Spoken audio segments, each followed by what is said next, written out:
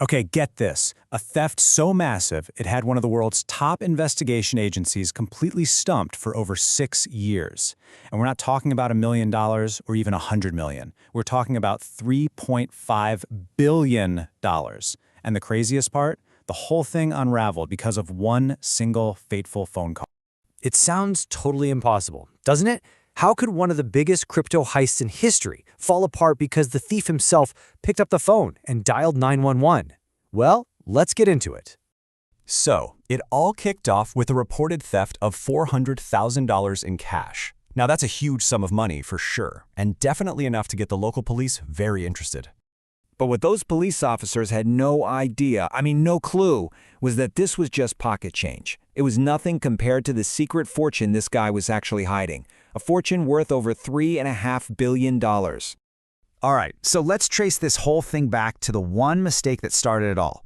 A single, unbelievably expensive phone call. So picture this. We're in Athens, Georgia. The date is September 13th, 2019.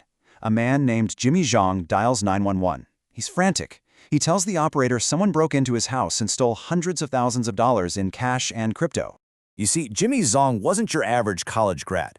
This guy was known for living this incredibly extravagant lifestyle. I'm talking $500,000 parties, buying out entire bars for all his friends, even flying them to LA on a private jet just to watch a football game. He told everybody he was just an early, super successful Bitcoin trader. And, with prices going through the roof back then, who was going to question it? But here's where the story takes a wild turn. Zhong's 911 call didn't just alert the local cops.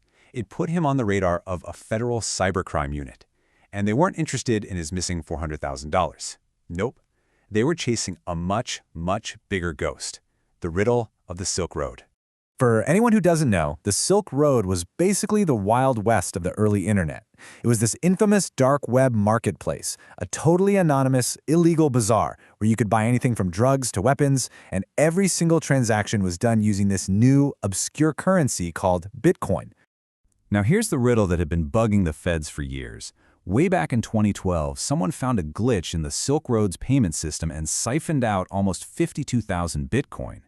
A year later, the FBI finally shut the site down, but those stolen coins, they were gone. For years, it was a complete cold case. The thief and the money had just vanished into thin air. So, how on earth did investigators connect a simple home burglary in Georgia to one of the biggest crypto mysteries in history? Well, this is where the detective work gets really clever. When the feds heard about some so-called Bitcoin trader reporting a huge cash theft, it raised a massive red flag. So they teamed up with the local police, pretending they were just there to help with this burglary case. And during a meeting at Zhong's house, it was like a scene out of a movie. One officer distracted him, while another quickly leaned over his open laptop and copied one of his Bitcoin wallet addresses. That was it. That's all they needed. Because every Bitcoin transaction is public on the blockchain, experts could trace that address all the way back to the Silk Road heist from 2012.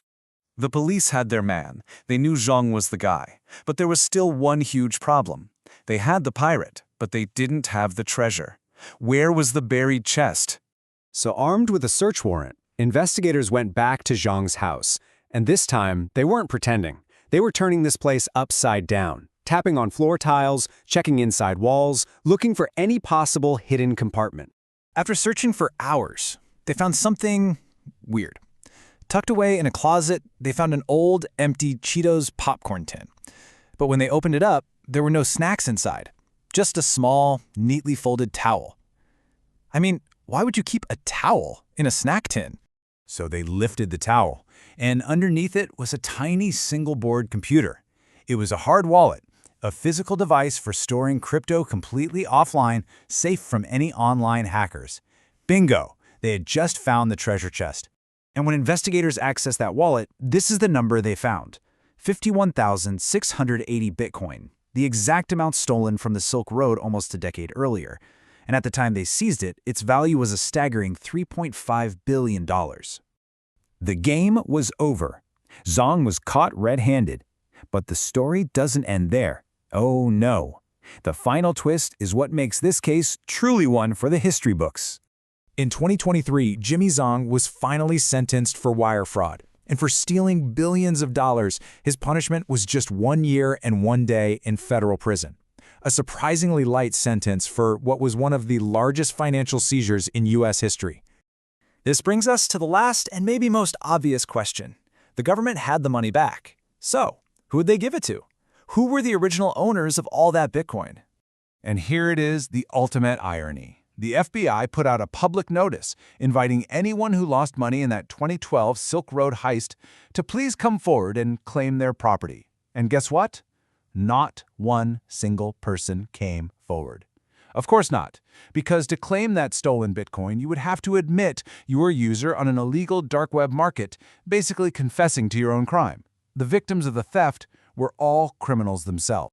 So it just leaves you with this fascinating kind of crazy question, right? Jimmy Zhong stole from criminals. He got caught because he reported a theft against himself.